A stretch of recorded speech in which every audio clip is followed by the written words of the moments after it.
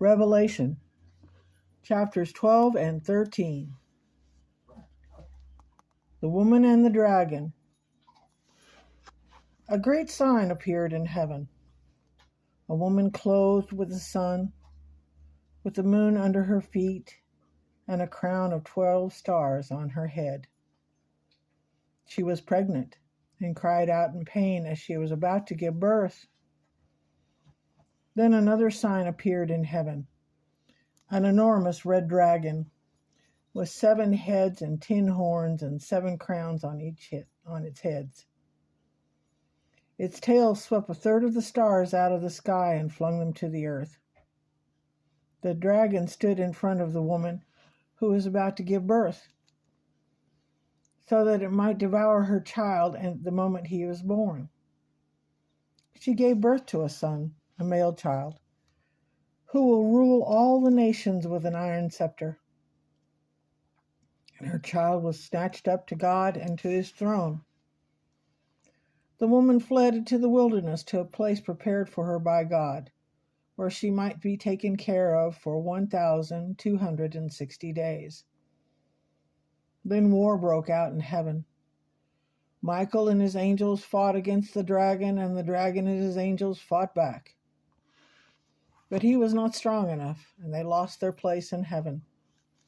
The great dragon was hurled down, that ancient serpent called the devil, or Satan, who leads the whole world astray.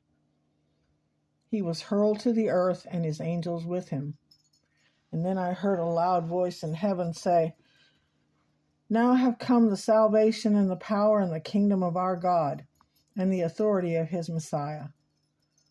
For the accuser of our brothers and sisters, who accuses them before our God day and night, has been hurled down. They triumphed over him by the blood of the Lamb and by the word of their testimony, and they did not love their lives so much as to shrink from death. Therefore rejoice, you heavens, and you who dwell in them. But woe to the earth and the sea, because the devil has gone down to you, and he is filled with fury, because he knows that his time is short." When the dragon saw that it had been hurled to earth, he pursued the woman who had given birth to the male child. The woman was given 2 wings of a great eagle, so that she might fly to a place prepared for her in the wilderness, where she would be taken care of for a time, times, and half time, out of the serpent's reach. Then from his mouth the serpent spewed water like a river, to overtake the woman and sweep her away with a torrent. But the earth helped the woman by opening its mouth and swallowing that river that the dragon had spewed out of his mouth. Then the dragon was enraged at the woman and went off to wage war against the rest of her offspring, those who keep God's commands and hold fast their testimony about Jesus. Chapter 13, the beast out of the sea. The dragon stood on the shore of the sea, and I saw a beast coming out of the water, and it had 10 horns and 7 heads, with 10 crowns on its horns, and on each head a blasphemous name. The beast I saw resembled a leopard, but it had feet like those of a bear and a mouth like that of a lion. The dragon gave the beast his power and his throne and great authority. One of the heads of the beast seemed to have had a fatal wound, but the fatal wound had been healed. The whole world was filled with wonder and followed the beast. People worshiped the dragon because he had given authority to the beast, and they also worshiped the beast and asked, "Who is like the beast? Who can wage war against it?" The beast was given a mouth to utter proud words and blasphemies and to exercise its authority for 42 months. It opened its mouth to blaspheme God and to slander his name and his dwelling place and those who live in heaven. It was given power to wage war against God's holy people and to conquer them. And it was given authority over every tribe, people, language, and nation. All inhabitants of the earth will worship the beast, all whose names are not written in the Lamb's book of life, the Lamb who was slain from the creation of the world.